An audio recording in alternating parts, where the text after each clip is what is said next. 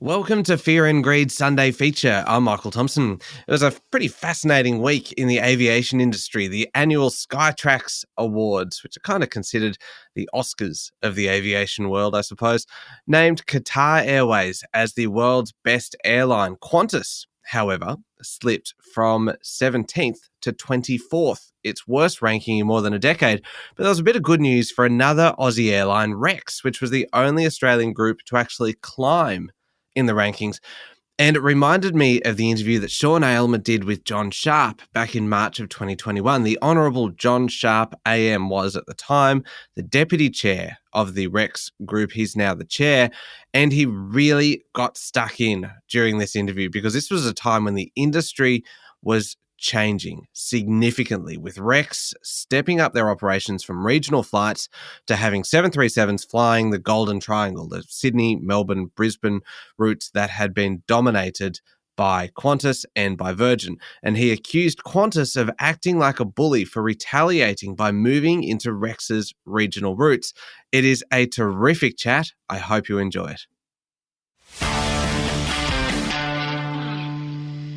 There are big things happening in the aviation industry in Australia. The last 12 months have seen massive job cuts at Qantas, the rebirth of Virgin, and now the emergence of a new player on one of the busiest, most competitive routes in the world. But the new player flying between Sydney and Melbourne is hardly new to the industry. Regional Express, or Rex, is better known for servicing regional Australia with small aircraft. But the airline has expanded its fleet and now has 4 737 jets with another 2 on the way and more aircraft and more cities to be added in coming months. It's a move that's changing the aviation landscape in Australia, with the Golden Triangle, that's Sydney, Melbourne, Brisbane, previously dominated by Qantas and Virgin and their budget subsidiaries. The Honourable John Sharp AM is the Deputy Chair of the Rex Group. John, welcome to Fear and Greed. Good morning, Sean. Firstly, you're a pilot yourself, I believe. Is that right? Maybe you can tell us the Rex story. Well, I am a pilot. I'm a fixed wing and a rotary wing pilot, so helicopter pilot. Learnt to fly fixed wing when I was in my early 20s and a rotary wing about 20 years after that. And I was also been on the board of what was then the largest helicopter manufacturer in the world, Eurocopter. It's now part of Airbus Group. But the Rex story is one that goes back nearly 70 years, Sean. It starts with Max Hazelton in 1953. Max comes from Cudal, which is near Orange in central west New South Wales. And Max persuaded his mother to lend him some money to buy an Oster single-engine aeroplane. And he commenced in what you'd basically describe as charter and agricultural aviation operations. Max grew that business into a substantial regional airline. And Rex started with Hazelton Airlines. And in 1964, in Wagga, a chap called Don Kendall started an airline, which he called Kendall's Airline. Didn't think much about the name of the airline. And he called it Kendall Airline, just like Max called it his airline, Hazelton Airlines. And he started, once again, a very successful regional airline operation. Both of those airlines were bought by Ansett, and they were then obviously caught up in the collapse of Ansett. The administrators, Quarter Mentha, put both airlines, regional airlines, Hazelton and Kendall, up for sale. A fellow called Michael Jones raised about $34 million in capital and bought both Hazelton and Kendall, merged them into what we now call Rex, or Regional Express.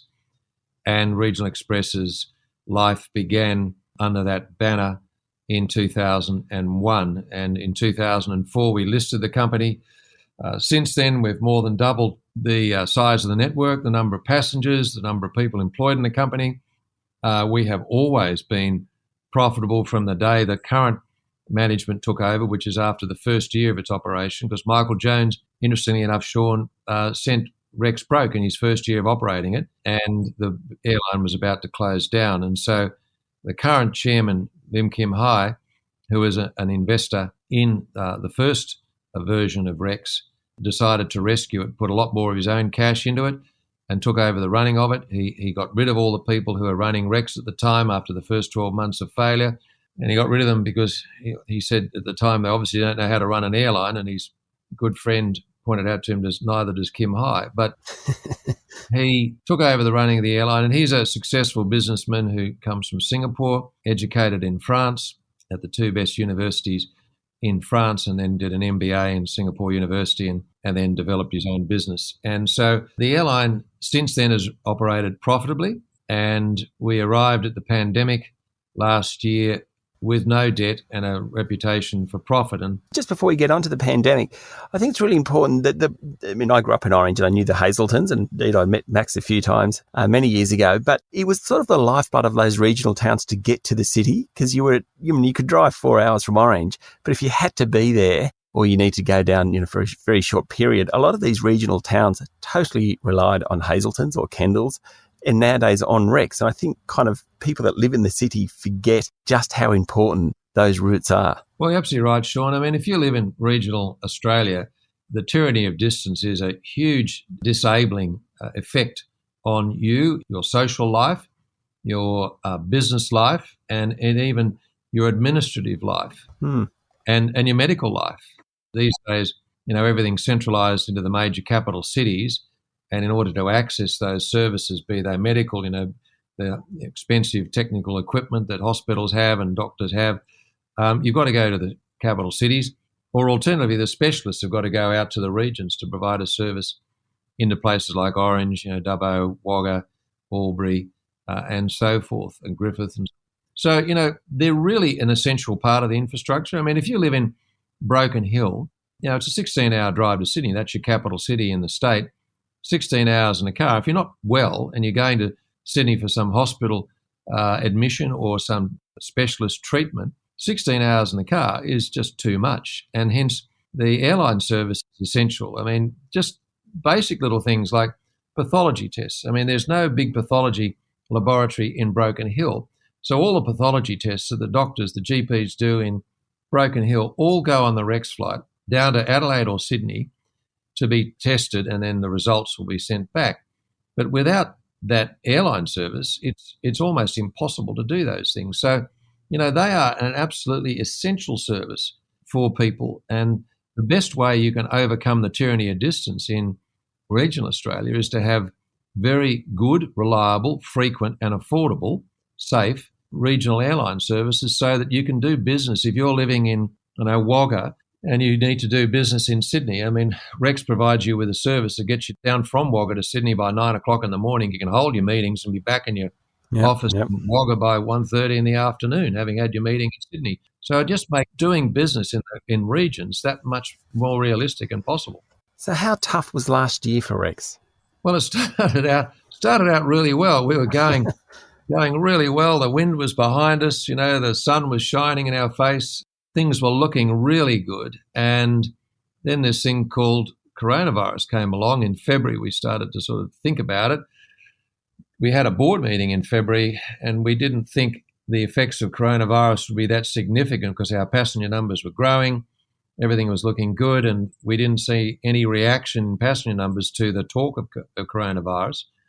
So we hoped that it would not have an impact on us. But then in March, it really hit us. And, an airline like Rex, in those days, we had an average passenger number of about 5,500 passengers a day.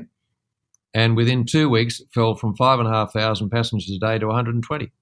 It just fell off a cliff. And we've gone through GFCs and 9/11s and SARS and all sorts of other setbacks. And nothing's ever happened so dramatically as that. I mean, everything else sort of, it tapers down over time when you have a setback. This just fell off a cliff. And so we were suddenly confronted with an organisation that was designed to carry 5,500 passengers a day and only the revenue from 120 passengers a day. So we had to make some fairly significant changes, and we stood a lot of people down, sadly. We've made nobody redundant. We've kept everybody, on the books, and we rotate people in the company so everybody gets a turn at working.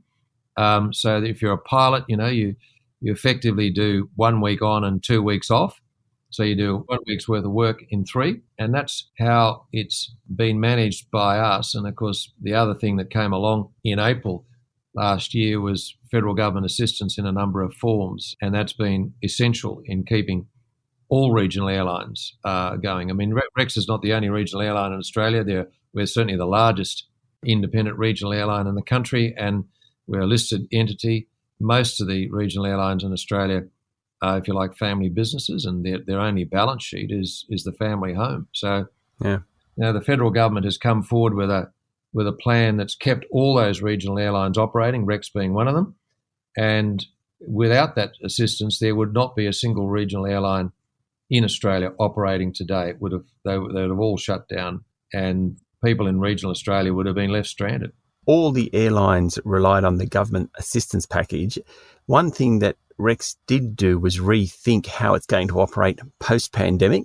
Now, that triggered some criticism from some of your competitors, not surprisingly, when you announced that you would actually be doing capital city routes, which you hadn't done previously. What's the thinking behind that? Well, it was an opportunity that we would never have expected to have come along. One of the things we learn about life is that there's opportunity in adversity. Every cloud has a silver lining. There's lots of old sayings. What you realise is that this adversity presented us with the opportunity to move into the domestic airline business, a prospect we would not have considered prior to COVID. And why wouldn't we have considered it? It's because we were struggling to have enough pilots for our own regional operation, let alone pilots to expand with. And all of a sudden, COVID came along, and Qantas and Virgin made thousands of pilots redundant. So all of a sudden, you've got really well-qualified, locally based Aussies here in Australia looking for a job as a pilot. And so the pilot shortage was overcome with a stroke of a pen. And the same with cabin crew, engineers, support staff. That all of a sudden it's a choice of riches. And that was the first thing. The second thing was difficult to get slots into airports, particularly at peak periods, in order to operate a new service. And all of a sudden, airports are empty. There's hardly anybody in them, and there's lots and lots of slots available and space in airports for gates and for lounges and various other things that you wouldn't have had before this. And the one thing that we didn't have that you need in order to expand into the domestic market was capital. And we were able to raise capital from a private equity firm to the amount of $150 million, which is solely designed for the purpose of expanding into the domestic market. So all of a sudden, out of the blue, no warning, this opportunity comes along. And Virgin, of course, was in administration. I think most people would say it was a 50-50 bet that Virgin would survive administration. It has survived administration, but it's roughly half the size it was beforehand. It's lost half its fleet and a great deal of its employees. And so Tiger, of course, has completely disappeared as an airline. And so, there's a gap in the market because of the downsizing of Virgin, the death of Tiger. And, of course, Qantas also grounded the bulk of its fleet, and a lot of that fleet won't ever fly again. I mean, the 747s won't fly again. I doubt that the A380s will fly again, although Alan's a little bit optimistic about that. Some would say too optimistic about the A380s, but anyway, unlikely to fly in my view. And there's a whole host of other aircraft that are unlikely to fly again in Qantas. So all of a sudden, there's a gap in the market. There's pilots, there's crews, there's slots and space at airports, and we've raised the capital. And, one thing, Sean, about Rex is we've been a family business. Don Kendall's airline was a family business. Max Hazelin's airline was a family business. Max could be seen, at the airfield in his singlet and shorts, mowing the grass, and we run like that. Our costs are really low, and, our senior execs are paid in the $200,000 range. I mean, the upper end of $200,000, but whereas if you go to other airlines like Qantas or Virgin, I mean, there are lots of people there earn, in the millions a year. So, it's a different culture altogether in our business. So our costs are much lower. We'll be back with more in a moment. I'm talking to Deputy Chairman of Rex Group, John Sharp. I mean, it's such a tough industry, not just in terms of pandemics, but it's a competitive industry, and Virgin is still a competitor. Qantas is a ferocious competitor, and it seems to be taking on some of the regional routes. We're talking about Orange. I think it's doing Sydney to Orange. I think it's doing Melbourne to Mount Gambier. Do you think those sorts of routes can support two airlines? They're great towns, but they're not that big. No, they are great towns. I mean, Orange is a great town, and Albury, you mentioned, is also a fantastic town. So, they're good towns and reasonably sizable regional centres. But, they can't sustain two airlines. I mean, what Qantas is doing, it's very blatant. I mean, they paint it in a different colour, but it's very blatant what they're doing. And that is they're trying to punish Rex for moving into the domestic market by moving into our regional markets. When you talk about Albury, I mean, Qantas is now flying Melbourne to Albury. Pre-COVID, there were 20,000 passengers a year on that route. Since COVID, over the last 10 months, Albury to Melbourne or Melbourne to Albury is about just under 900 passengers in 10 months, 80-odd passengers a month. In fact, in the whole month of August last year, there were only 9 passengers flew on a plane between Melbourne and Albury. 9 passengers in a month. That's 4 weeks. That's 30-odd days of potential travel, and 9 passengers flew in it. Now, Qantas is moving into that route. And if you listen to Qantas, they'll tell you they're doing it because they see that these routes will be profitable for them and that there's pent-up demand just waiting for Qantas to move in, so they'll all leap out of their isolation and jump on a Qantas plane. The truth is, it's not going to happen. There is no pent-up demand. There is no profitable operation that Qantas or even Rex can operate between places like Melbourne to Albury. And it's the same like Melbourne to Mount Gambier, where they also moved. Melbourne to Wagga. They're all in the last 10 months, they're all around the 900 passengers over 10 months, 90 passengers a month. And Qantas is moving into those routes claiming they can be profitable and that they can unleash pent-up demand because suddenly it's Qantas, not some other little airline like Rex that's offering services. It is a complete fabrication. It's not true. And the truth of it is they are out there to knock off Rex in its traditional marketplace. And, Qantas, we knew Qantas would be very aggressive. It's the nature of Qantas. Qantas has always been the biggest airline in Australia. Some would argue they've always behaved like a bully. You can make your own judgment in regard to that. And Qantas has deliberately gone out of its way to squash competition. And you may recall a few years ago when John Borghetti started to add extra capacity to Virgin, and we had this capacity war between Qantas and Virgin. And Alan Joyce made a speech, I remember him saying that for every 1 aircraft that Virgin adds to the market, Qantas will put in 2. And what he's saying is to John Borghetti, we've got a bigger balance sheet than you, and you'll have to give up because we've got more money to throw at this problem than you have. And that's how they operate. That's how they survive. And, of course, that moment when he added 2 planes for every 1 that Virgin added was the beginning of the biggest loss that Qantas had ever experienced in its history. And in my view, it was the beginning of the end of Virgin. And they're doing the same to us. Are there not some sort of competition issues here, predatory pricing potentially? Yeah, well, we've made a formal complaint to the ACCC, which to this stage has not resulted in them taking action against Qantas. But, it's whichever way you look at it. I mean, Qantas's motto is the spirit of Australia. Now, I sort of asked the rhetorical question, is it the spirit of Australia to beat up the little guys, be it a Virgin or a Rex or somebody else? Is it the spirit of Australia to do that? Or do Australians like to give the little guy a go, to give the underdog a bit of a go? Qantas certainly doesn't subscribe to the underdog theory, to give people a go. They see somebody challenging their position and they just go out and squash them. And that's what happened to Virgin. And, they're trying to do it to Rex. The problem that he's got is, when he was doing that to Virgin actually had higher costs than Qantas had. In our case, we've got much lower costs than Qantas has, and we don't have any debt. And Alan and Qantas have got an enormous amount of debt. And, of course, they're losing a lot of money. The record loss for 6 months, 1.47 billion statutory loss in the last half. And, Rex didn't make a loss. We traded at a profit in the last half. So, if you're losing money and you expand your airline operations in order to punish other people, but in the process add to your already record losses, it doesn't make a lot of sense to me. Look, John, good luck with that. I've got to ask you one final question. Would you do what John Anderson's doing and ever go back into federal politics? Well, I think it's wonderful that John's going back. A very old friend of mine, and I rang him only a couple of nights ago to wish him well on his course. I mean, if he was a navigator, he'd be doing a 180-degree turn, going back to the past. But look, he's a very able fellow, very strong principles, and a man who's guided by public benefit rather than personal benefit, which sometimes you wonder if that's not the primary driver of a lot of people in politics today.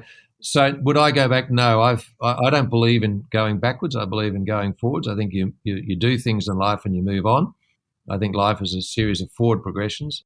Plus, the other thing is life in politics is a hard life. You've only, it's not an easy 14 years, weren't you, in Canberra? Yeah, I was. I had a large country seat. It used to take me 2 weeks of non-stop driving in the breaks between parliamentary sittings to get around my electorate. And visit 2 or 3 towns a day.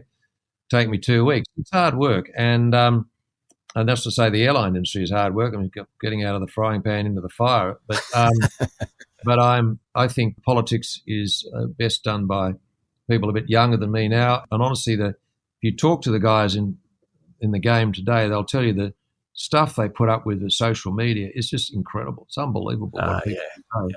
It's wrong. And what they say anonymously as opposed to what they'd say with their name attached to it are two totally different things. And the stuff is vicious. And you see Nicole Flint, I think, who's a Liberal from South Australia, has announced she's not going to continue.